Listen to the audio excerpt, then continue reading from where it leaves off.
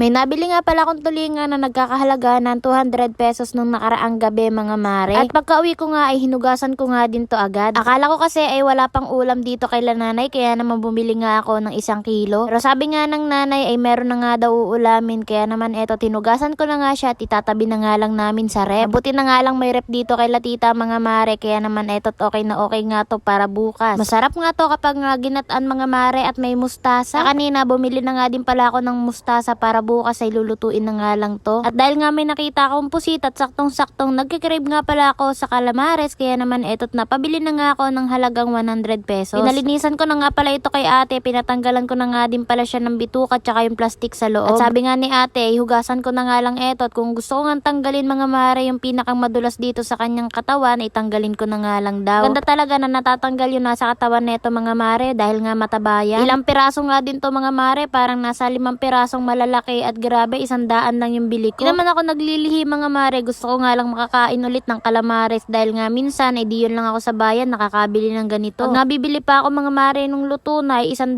ay kulang pa sa amin. Kaya naman naisip ko na nga lang na bumili na nga lang ako ng hilaw para nga lulutuin ko na nga lang mga mare. At the same time marami na siya mga mare at lahat kami ay makakatikim. At pagkatapos ko nga din pala mga mare etong malinisan niya naman ang ginawa ko, hiniwa ko nga pala siya ng pabilog. Bali etong kanyang pinakang palikpik ganyan nga lang pala yung aking ginawa. Tinanggal ko nga yan mga mare para nga medyo madami-dami nga etong aking gagawin na calamares. Tapos yung kanyang katawan naman ganito nga pala yung aking pagkakahiwa. Bilog nga yan mga mare para talagang mag-style calamares siya. Masarap nga din itong pusit kapag nga itong mga mare ating iihaw lalagyan ng kamatis sa loob. So nga lang sa susunod ko na nga lang itatry yun dahil nga nagkikrave nga ako dito sa calamares. Sabi ko nga din kay tita ay magawa siya ng sukang sausawan para mamaya ay hindi na nga din siya magagawa. Bali yung pinakang ulo naman nito yung may mga galamay mga mare, hindi ko na nga pala yan hiniwa sa gitna. Nayaan ko talaga siya na ganyan siya mga mare dahil yan nga talaga ang favorite ko dito sa calamares. Nung mahiwa ko na nga yung pusit at malinisan, eto nga mga mare, nilagyan ko na nga siya ng mga pampalasa katulad nga na itong cornstarch. Meron nga din pala yung breading mix, asin, tapos nilagyan din ng nanay ng kaunting harina. Hindi ko nga alam bakit nga cornstarch yung nabili ko, dapat nga harina. Kaya tinanong ko nga din ng nanay kung meron ba siya mga mare na harina at yun nga naglagay nga kami ng kaunti. Para kahit papaano ay lumasa dito sa ating calamares na gagawin yung ating nilagay. Hinalo-halo ko nga lang yan mga mare, wag po kayong mag-alala, malinis po ang aking kamay. Medyo may tubig nga ito mga mare, hindi ko na nga natanggalan dahil nga sa pagmamadali at kami ay kakain na nga din ng hapunan. Pagkatapos nga namin mamix mga mare yung kailangan para sa calamares, eto na nga't naglagay na nga pala ako dito sa kawali netong mantika. Bali dito na nga lang pala ako sa kahoy magluluto at dito nga malakas-lakas yung apoy. At eto't nilagay ko na nga din pala yung pusit mga mare, ganyan lang pala yung pagkakalagay ko dyan. Medyo pinaghiwalay ko nga yan para hindi dikit-dikit mga mare at pangit nga yun tingnan. Kakanood ko ng mukbang mga mare, eto't nahihilig nga ako sa mga seafood. Wag lang natin to i-overcook para nga mga mare hindi siya matigas. Feeling ko ay medyo luto na yung isang side, eto't pinagbali-baliktad ko na nga siya. Medyo madami nga itong aking lulutuin kaya naman pinas forward ko na nga lang itong aking pagluluto. Minsanan lang naman kami makatikim ng ganito mga mare kapag nga yung tinda ay medyo mura. Dahil alam nyo na kapag nga seafood sa pag-uusapan ay may kamahalan yan, hindi katulad ng karne. Nakakatuwa nga't may naabutan nga ako mga mare na medyo mura-mura na seafood. At ayan nga habang pinapanood ko tong video na ito ay nagkikrave na naman ang maring akin yun, news ko dahil.